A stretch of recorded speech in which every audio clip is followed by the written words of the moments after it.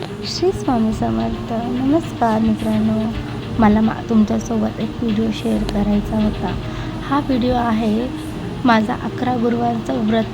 स्वामींची मी 11 गुरुवार व्रत केले ना, तेव्हा मी हा व्हिडिओ सहज बनवलेला. तर हा व्हिडिओ ना उद्यापनाचा होता. मी 11 गुरुवारचे शेवटचं उद्यापन कसा करावा हा विचार चाललेला.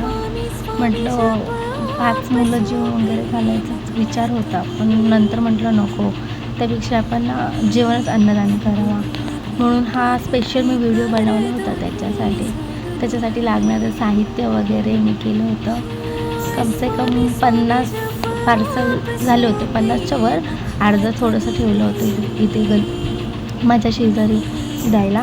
तर मी 50 डबे आमचे इथे जवळ चेंबूरला स्वामींचं मठ आहे, तर तिथे मी प्रसाद म्हणून दिलं होतं ते पार्सल. तर त्यांनी वाटला तिकडे, म्हणजे आम्हाला नाही वाटून दिला, त्यांनी तिकडे वाटला. माझी मोठी पोरगी पोटामध्ये होती ना, तेव्हा मला मम्मीने ना स्वामी महाराजांबद्दल सांगितलेलं की स्वामी महाराजची स्टोरी वगैरे, कथा वगैरे असं सांगितलेलं. तर मग म्हटलं हो केलं. तेव्हा पहिल्यांदा माझी मुलगी लहान होती, 6 महिन्याची.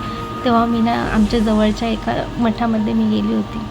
तिकडचं शांत वातावरण वगैरे, मग मी नेहमी जायची.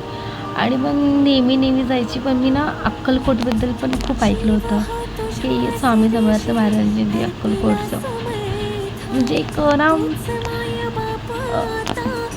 अक्कलकोट आहे एक म्हणजे पवित्र स्थान आहे स्वामींचं, असं मी ना भरपूर ऐकलं होतं. मी ना माझी खूप इच्छा होती अक्कलकोटला जायची. पण ह्या 5-6 वर्षामध्ये मला कधीच अक्कलकोटला जायची योग आला नाही. पण त्याच्या गडबडीमध्ये मग मी आपली जवळच्या मठामध्ये जायची, यायची, पाया वगैरे पडायची. मग मध्ये गुरुचरित्र पारायण केलं होतं. छोटी मुलगी पोटामध्ये होती तेव्हा वगैरे खूप इच्छा होती अक्कलकोटला जायची. नाही झालं. मी छोटी मुलगी पोटामध्ये होती, मग नाही जाता आलं. माझ्याकडं झालं. मग असं झालं ना, ती छोटी झाली आणि म्हणतात ना आमचं नशीबच उघडलं. आम्ही 6 वर्ष झाले भाड्याच्या घरामध्ये राहतो. मेजन्सच्या कामाला जातो आम्ही घरामध्ये वगैरे. तर इच्छा होती नाही कशी घर घेण्याची इच्छा होती ना. असं वाटलं की ना आमचं पण एक स्वतःचं घर असावं वगैरे.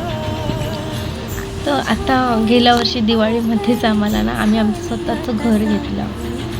तर घर घेतलं म्हटलं पुढे पण थोडं चांगलं, म्हणजे चांगलं व्हावं, सगळं व्हावं पुढे. म्हणून मी सहजच म्हटलं तर स्वामींनी एवढं दिलं आहे, तर म्हटलं आपलं 11 गुरुवारचे मी व्रत करते. मग मी ना 11 गुरुवारचे व्रत केले. त्याच्यामध्ये मी एवढं 5-6 वर्ष झालं कधी मला अक्कलकोटला जायची योग आला आहे. आणि नुकतेच माझ्या ना 11 गुरुवारच्या व्रतामध्ये 5व्या का 6व्या गुरुवारी स्वामींनी मला अक्कलकोटला बोलवलं. खूप म्हणजे असं अंगावर काटा येतो, डोळ्यात पाणी आलं.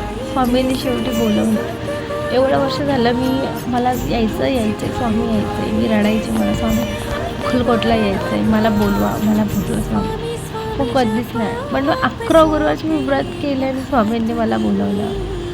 माझ्या डोळ्यात पाणी येते मला सांगू. म्हणून ना मला अनुभव भरपूर सांगायची इच्छा होती. पण स्वामींनी बोलवलं, पाय वगैरे पडले. मग तेव्हापासून इच्छा धरली. असं मला हे होतं की ना 11 गुरुवारचं उद्यापन पण असं करायचं ना की कायम लक्षात राहील माझ्या. म्हणून मी सहजच हा जेवणाचा घाट घातला. म्हटलं 5 मुलं जेवण घाललं, तर म्हटलं नको, तसं अन्नदान करू. अन्नदान केलेलं खूप पुण्य असतं, म्हणून मी अन्नदान केलं. तर आमच्या जवळच्या मठामध्ये मी ह्या अन्नदान केलं. 50 पार्सल होते, तर मग त्यांना दिलं. ते बोलले आम्ही देऊ म्हणून. हाच एक मला छोटासा अनुभव होता. स्वामींनी माझ्याकडनं सेवा करून घेतली, मी केली. कधी माझ्या सेवेमध्ये खंड पडून दिला नाही. स्वामी नेहमी कधीही माझ्याकडून अशी सेवा करून द्या, मी कायम करेन तुमची. स्वामी तुमचा आशीर्वाद राहू द्या. स्वामी माझ्या कुटुंबाच्या मागे पाठीशी राहा. आरोग्य, आनंद, बाकी काही नको आम्हाला. एवढीच तुमच्याकडे इच्छा आहे स्वामी तुम्ही आहात. मला ना माझ्या पाठीशी आहात, हेच खरं नसतं. श्री स्वामी समर्थ. अशक्य ही शक्य करतील स्वामी. आणि हे मी अशीच रेसिपी टाकली होती. तुम्हाला आवडते का मला हे नक्की सांगा. श्री स्वामी समर्थ. जय जय स्वामी समर्थ. स्वामी तुम्ही खरंच आहात. श्री स्वामी